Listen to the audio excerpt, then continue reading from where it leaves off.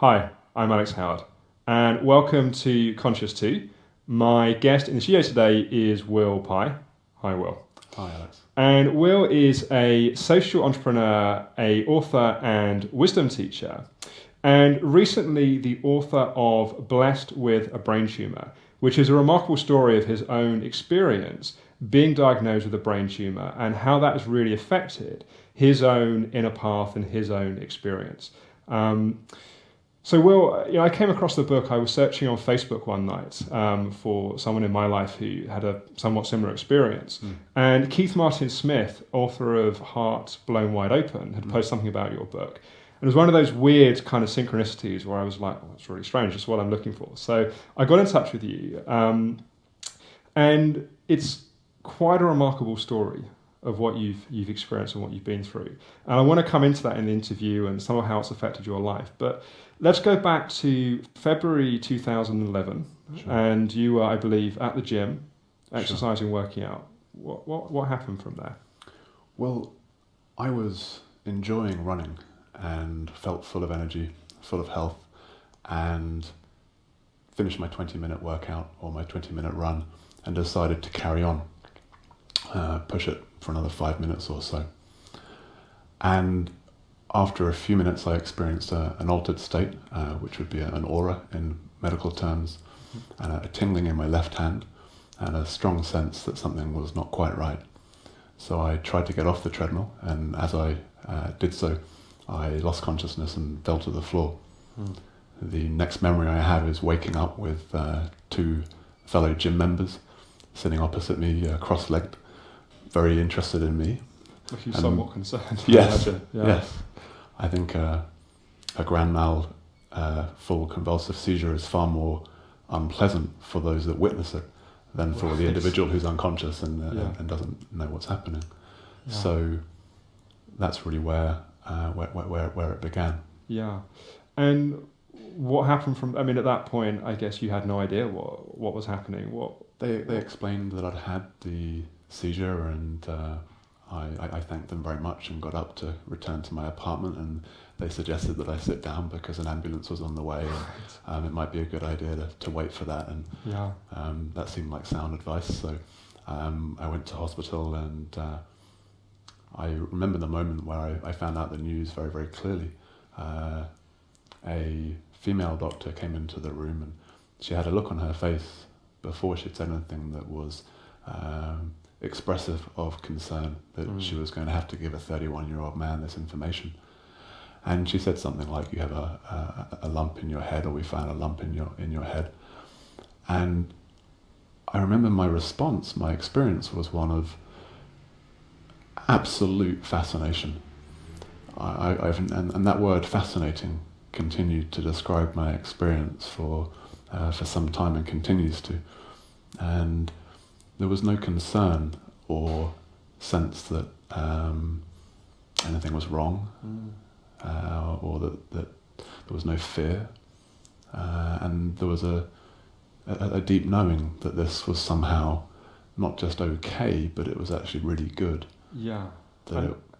Sorry, and that's one of the things that really strikes me, because you quoting your own book, and one of the things you say is, I experienced a deep peace, and knowing all is well, I intuited the diagnosis was somehow a deepening of my journey rather than interruption, a gift rather than a problem. That's sort of what you're saying. That's a pretty unusual response, I think it'd be fair to say, to something like this. I think so. Maybe it would be appropriate for us to take maybe a step back before the diagnosis. Sure. Was there I know you'd had a spiritual practice, and kind of is that what had prepared you? Why do you think you responded in the way that you did, when for most people, that's the complete opposite, let's say, of how they would respond? Do you have a sense of where that response came from in you? For sure. So there was probably two elements, I think, to how that response arose as it did. One was the preparatory work, sort of 10 or 15 years of fascination in the nature of reality, what's real, what's true, and studying all manner of avenues to understand and realize for myself what is real, what all this wonder and craziness is. And a big element of that was mind training, and experiencing difficulties, suffering, pain, and discovering effective ways of responding to those experiences, having first discovered many ineffective ways. Yes. And what I had found conclusively is that when I embrace what is happening, all is well. When I resist what is happening, I suffer. Yes. Including intense suffering, so depression, suicidal despair, and so on, common experiences these days. Sure. This was part of my practice, and looking how to work with those tensions in consciousness and how to respond. I discovered that by embracing those energies when they arose, it hurt a lot less. And that meant that it was really quite natural to embrace this for no other reason than it was. Yes. And was it in that moment, was it a kind of instinctive response, or was it a conscious response where you felt a kind of panic arise and chose to... How did No. So maybe that's the second element, that the knowing was more than my conscious mind. Yes. It was a knowing coming from somewhere other than the data that was present. We could speculate metaphysically and so on as to what that is. Excuse me. However, it was a deeper sense. Just as when we meet people sometimes, we know Yes. they're going to be a good influence, or perhaps an influence we want to move away from.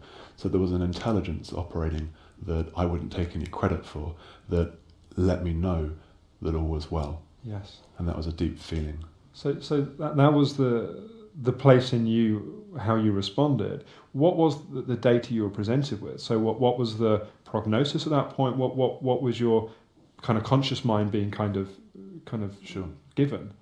Well, there's two bits of data that I'll mention. One was the medical information, which was that initially it was just a lump, and I was transferred to another hospital for an MRI rather than a CAT scan. And at that stage, it was thought to be a low-grade glioma. Mm-hmm. And I had a very jovial neurosurgeon inform me that we can take it out Friday if you want.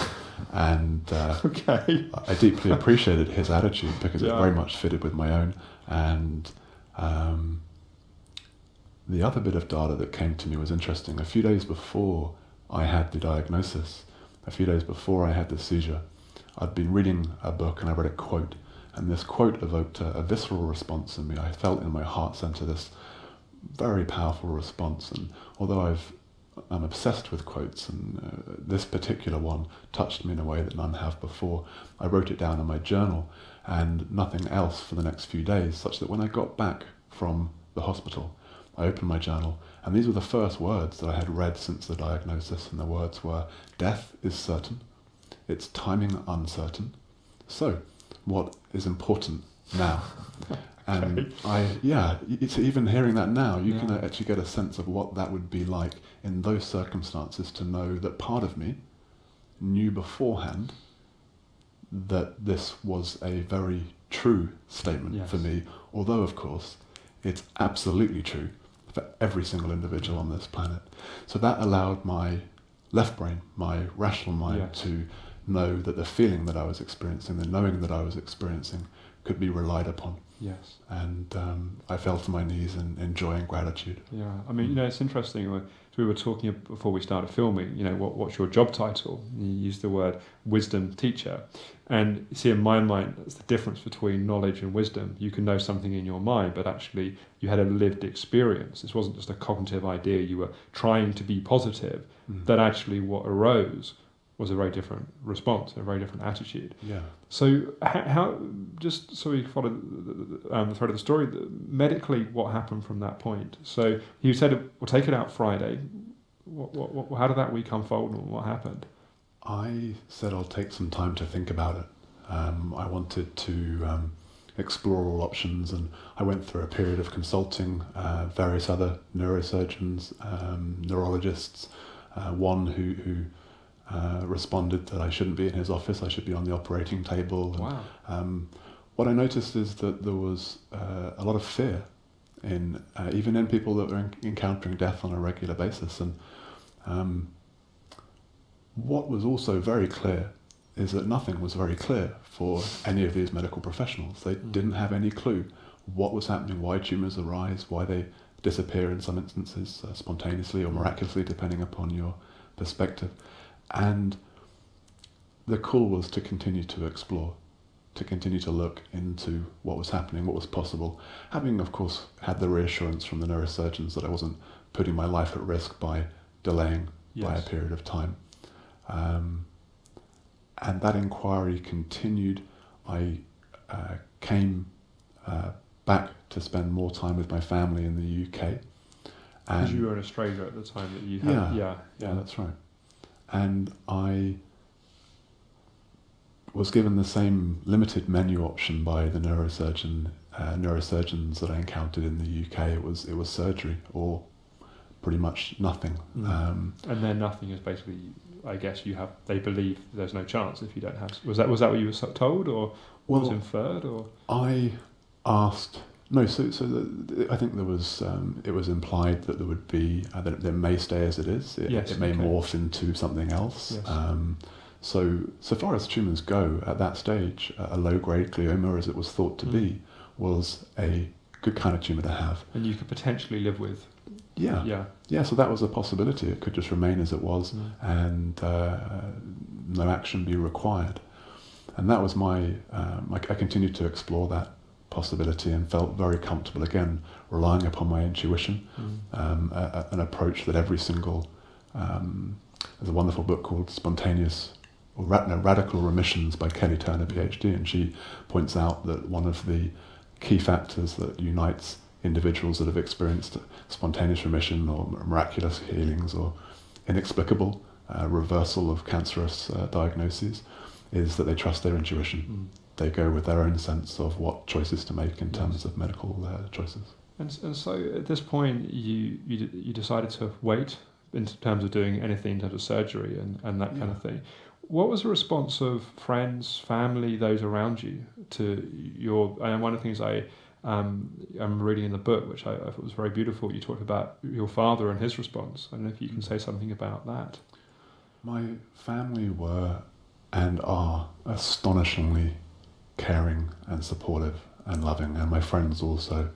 So that was one of the beautiful qualities of the experience. I was showered with love, and there was an intimacy brought to relationships that needed healing, needed attention, and so on, and an urgency or an immediacy to communication. So that was experienced across the board and just made the whole experience really, really fun and enjoyable. Fun's an unusual word, but I hear it and I feel it. That was your response. Yeah, it is curious. Yeah, and the gratitude that one feels to notice how unusual that response is just sort of adds. It's like an awesome circle. It just adds to the appreciation that was able to be my experience. And so, I remember you reading that your father, you hadn't had so much contact for a while, and he called you every day for 2 months. Yeah, we were in regular contact, but I was generally the one that would initiate it. I was in Australia, and there's a small window and so on. He was working hard, and yet for 2 months every day, my father would call me over in Australia. And you mentioned the distinction between wisdom and knowledge and experiential. We might understanding being wisdom and knowledge just being that conceptual. So I knew that my dad loved me. I had that idea. I was clear on that. He'd evidenced it many times, and yet on a deeper level, I had not really received that love.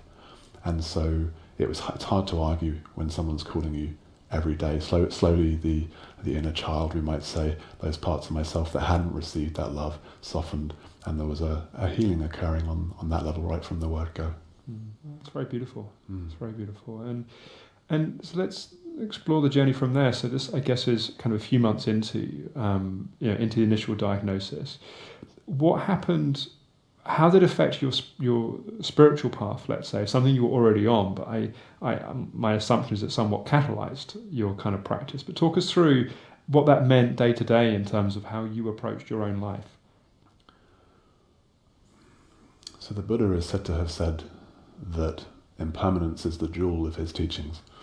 And to realize impermanence is, of course, very different. We all know that nothing lasts. We can understand that from a physics perspective, or we can notice everything's changing. We know that we all have this experience that we call death happening at some point where life appears to end for us. And yet the embracing of my mortality, the realization that I was going to die, and embracing that really being so curious and fascinated by that and diving into that and integrating that into my reality created a different quality of experience with reality. And there were some nice altered state experiences and states of consciousness which I had touched before, perhaps in meditation, and yet was able to experience on a prolonged and lasting basis. And what it created initially was a great deal of presence, being here now, and suddenly the power of now was rather more deeply understood or deeply realized than simply being understood. And were you following particular practices to facilitate that, or was it just a kind of something that was just happening by itself, or both? Or I think it was happening by itself. So I meditated many thousands of hours prior, but I think at the time it was rather a process that was unfolding by itself, and not one that I would claim to have been managing or initiating. All that I did was embrace my death, embrace mortality, and really dive into what that would mean. So right here, right now, if I was to know that I was going to die in the next 5 seconds, what would that do to this communication? You get a sense, right? It just brings the sacred exquisiteness of this moment to life, to our immediate experience. So again, this added an extra layer of like, wow, this is such a treat, such a joy. Yeah, I guess it's like if you can measure someone's life by how much time they're actually here, and there's only a limited amount of time left, you don't want to be off somewhere else, I guess. You want to be here, I guess that's... Absolutely. And such was the depth of delight and joy that was experienced, that if that was the end of my life, I would have happily embraced that in order to have had that experience. So for me, I was done. I'd achieved everything that I wanted to achieve. I had experienced all that I wanted to experience, which is this, right now. At the same time, being here right now and enjoying it so much, I want to prolong that. So within the human experience, I've made an agreement with my parents, and it seems perfectly reasonable that I should live longer than they do. that they should get to die first. That's just, I'm an Englishman, I like to be polite and courteous, and that seems... I understand you've got to follow traditions. Basic manners, isn't it, really? Indeed. Of course. I understand why they may feel that way. Yeah. And I think it's been a more challenging experience for my parents than it has been for me, as you'd expect. Yes. Yeah. I also wanted to come to... I know that I think it was the end of last year, start of this year, you end up having surgery and then having treatment after that. Can you just talk us through kind of what was different that became appropriate, and what that experience has been like? For sure. So from the word go, I was open to surgery, and indeed I was informed that if I were to have it, it would be a conscious craniotomy, and this very appropriate for a guest on Conscious too, for it to have been a conscious craniotomy. We want an unconscious craniotomy. Indeed. And I was very open to that. So I have no false dichotomies in my mind of alternative medicine good and Western medicine bad. So I was just open to a pragmatic approach and doing what needed to be done. And I was certain in the possibility of creating a self-induced healing. I just happened to have been studying for the previous 5 years, amongst other things, energy healing, spontaneous remissions, the nature of consciousness, the nature of the physicality, and so on.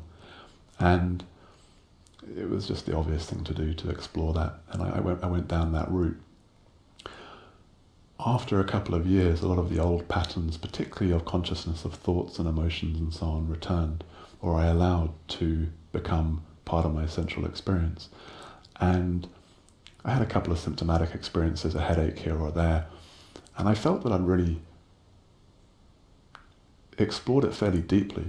And at that point, in those states of consciousness that I was in, working with my pain and so on, working with old states that needed healing and I hadn't yet really completed, I didn't feel confident that I could guarantee I'd sort it out myself in the next couple of months.